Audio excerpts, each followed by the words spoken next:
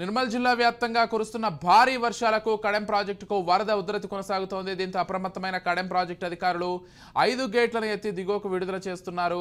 ఇక ప్రాజెక్టు వరద ప్రాంతాన్ని ఎస్సీ రవీందర్ ఆధ్వర్యంలో మానిటరింగ్ చేస్తూ అధికారులు నీటిని వదులుతున్నారు.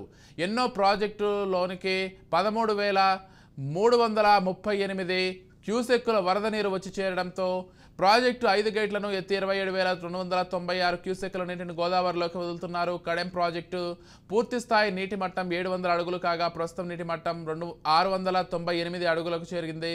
ఇక మరోవైపు కడెం ప్రాజెక్టు పరివాహక ప్రాంతాల ప్రజలు అప్రమత్తంగా ఉండాలని, ప్రవాహ ప్రాంతాలకు ఎవరూ కూడా వెళ్లొద్దని ప్రాజెక్టు అధికారులు తెలిపారు.